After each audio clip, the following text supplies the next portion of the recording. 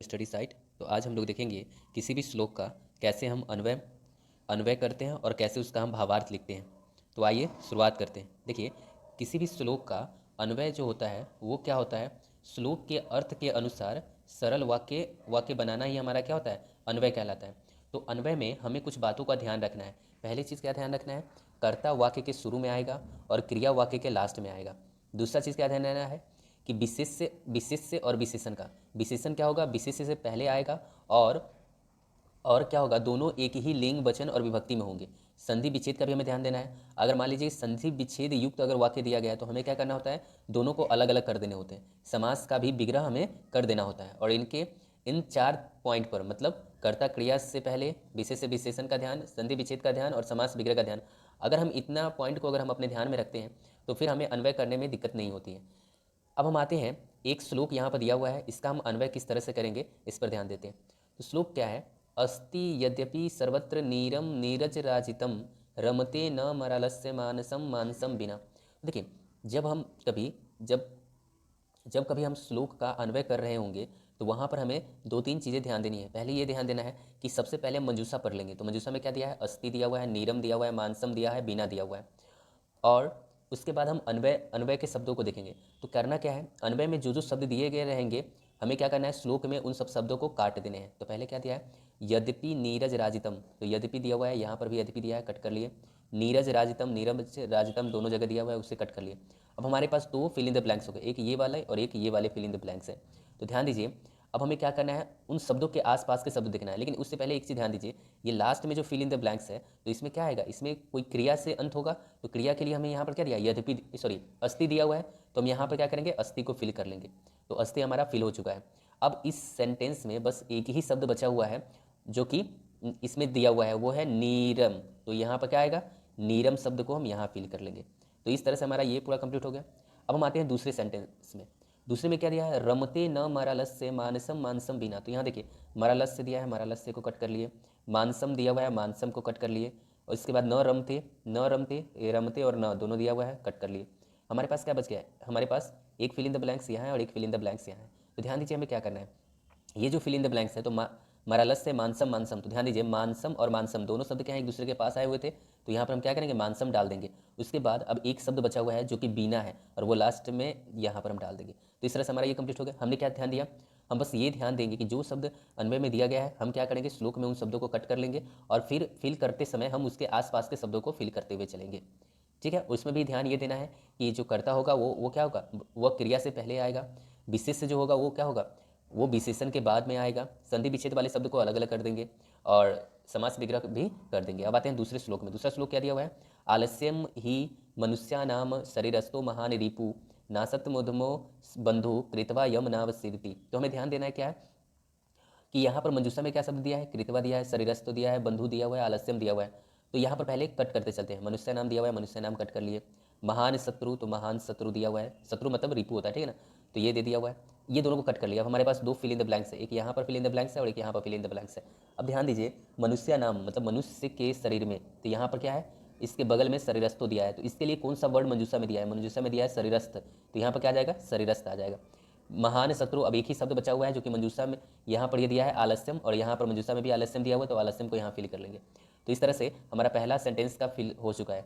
अब हम फिर ध्यान देते हैं दूसरे वाले सेंटेंस में, नासत मुधमो बंधु कृतवा यम नावसृति। तो यहाँ पर ध्यान दीजिए क्या दिया है, उद्यम दिया हुआ है, तो उद्यम यहाँ पर है, उद्यम को हम कट कर लिए। न को हम यहाँ दिया है, कट कर लिए। अस्ति, तो अस्ति यह यम, तो ये वाला कट कर लिए। डैश न अवसिद्धि, ध्यान दीजिए न अवसिद्धि दिया हुआ है, तो ये हम कट कर लिए। ठीक है, तो अब हमारे पास क्या है, 2 फिल इन द ब्लैंक्स है, एक ये है और एक ये है। अब ध्यान दीजिए यहाँ पर नासत उद्यम समूह बंधु, तो यहाँ देखिए उद्यम समूह के बाद क्या दिया था, बंधु दिया हुआ था, तो ये बंधु हमारा क्या जाएगा, यहाँ पर बंधु को हम फिल कर लेंगे। न कृतवा डैश मनुष्य नाम न विसिद्धि। अब यहाँ पर एक ही शब्द बचा हुआ है, वो क्या है, वो है कृतवा, तो कृतवा को हम क्या करेंगे, यहाँ पर डाल देंगे। तो इस तरह से हमारा ये कंप्लीट हो जाएगा। तो अब हम आते हैं भावार्थ लेखन में। देखिए, भावार्थ लेखन भी आसान होता है। इसमें थोड़ा क्या होता है ना कि हमें अर्थ को जानना जरूरी होता है। तो आइए भावार्थ के बारे में जानते हैं। भावार्थ क्या होता है, सरल संस्कृत भाषा में श्लोक का अर्थ लिखना ही क्या होता है, भावार्थ लेखन होता है। मतलब सरल संस्कृत भाषा में हमें अर्थ लिखना होता है। लेकिन हमें चूंकि इसमें क्या होता है ना, मंजूषा ऑलरेडी दिया रहता है, तो हमें अर्थ लिखने की जरूरत नहीं होता है, अर्थ लिखा हुआ दिया रहता है, बस उसमें हमें क्या करना है, शब्दों को फिल करना होता है। तो हमें क्या करना है, संस्कृत में जो श्लोक दिए रहेंगे उसके अर्थ को समझना है और समझकर फिल करते जाना है। लेकिन इसमें भी ना अर्थ अगर ना भी समझे तो भी कोई दिक्कत नहीं है, बस हमें क्या ध्यान देना है, हमें ये ध्यान देना है कि जो जो शब्द भावार्थ में दिए गए हैं उन सब शब्दों को हम क्या करेंगे, ये श्लोक से उन सब शब्दों को कट कर देंगे। आइए देखते हैं। पहला दिया हुआ है, आलस्यम ही मनुष्यानाम शरीरस्थो महान रिपु नासत मुधमो बंधु कृतवा न अवसिद्धि। यहाँ पर ध्यान दीजिए, अस्य भावार्थो अस्मि यत डैश शरीरे अस्थितम। देखिए डैश शरीरे अस्थितम, यहाँ शरीरस्थो हो गया, अस्थितम एवं तेसाम महान शत्रु, एव तेसाम, एवं नहीं है, एव तेसाम महान शत्रु अस्ति। शत्रु दिया है, महान शत्रु दिया होता है, महान शत्रु को हम कट कर लिए। अब यहाँ पर ध्यान देना है कि एक तो ये फील करना है और एक ये फील करना है। ध्यान दीजिए, अस्मीन भावोस्मी यत डैश शरीर अस्थित, किसके शरीर में, तो मनुष्य के शरीर, मनुष्य नाम। तो मनुष्य नाम के लिए यहाँ पर मंजूषा में क्या शब्द दिया गया है, ये दिया हुआ है मानवा नाम। तो यहाँ पर क्या करेंगे, मानवा नाम डालेंगे, क्योंकि हम यहाँ पर भावार्थ कर रहे हैं। भावार्थ कर रहे हैं मतलब इस जो दिया गया है श्लोक उसका हम अर्थ लिखते हैं, तो इसलिए ना यहाँ पर मनुष्य नाम दिया गया है, लेकिन उसकी जगह पर मानवा नाम का यूज किया गया है। अब हम आते हैं दूसरा एक शब्द इसमें क्या है, वो है आलसम दिया हुआ है, जो कि यहाँ पर फिल हो जाएगा। तो आलसम को हम क्या करेंगे, यहाँ पर फिल कर लेंगे। अब आते हैं आगे, एवमेव पुरुषार्थम इव तेसाम कोअपि अन्य डैश नास्ति। तो ध्यान दीजिए, एवमेव पुरुषार्थ, तो उद्यम जो होता है ना, उद्यम का अर्थ पुरुषार्थ होता है, तो पुरुषार्थ यहाँ पर दे दिया है। फिर उसके बाद एव तेसाम कोअपि डैश नास्ति, नास्ति के लिए यहाँ पर न दिया हुआ, वो कट कर लिए। अब यहाँ पर ना एक ही शब्द बच रहा है, इस यहाँ से यहाँ तक में एक शब्द है, वो शब्द क्या है, बंधु है। तो हम क्या करेंगे यहाँ पर, और बंधु के लिए पहले देख लेंगे मंजूषा में क्या शब्द दिया है, बंधु ही दिया है, तो इस वाले में हम क्या फिल करेंगे, बंधु शब्द को हम यहाँ पर फिल कर लेंगे।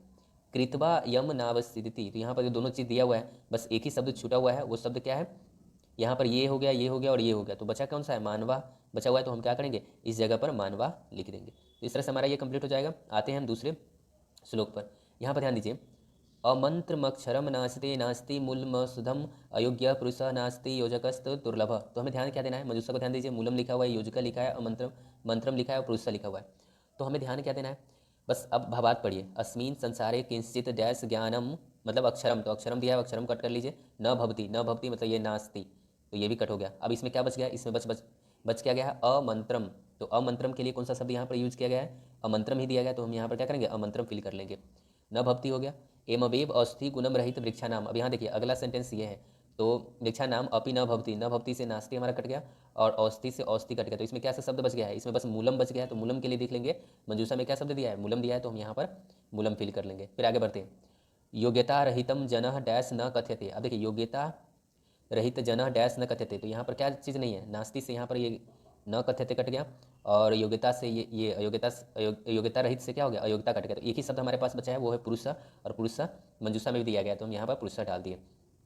तेसाम सर्वेशा नाम गुणों स डैश संसारे अतीब दुर्लभती। तो यहाँ पर एक ही शब्द बचा हुआ है, वो है योजिका, तो योजिका को यहाँ फिल कर देंगे। इस तरह से हम भावार्थ और अन्वय को कंप्लीट करेंगे।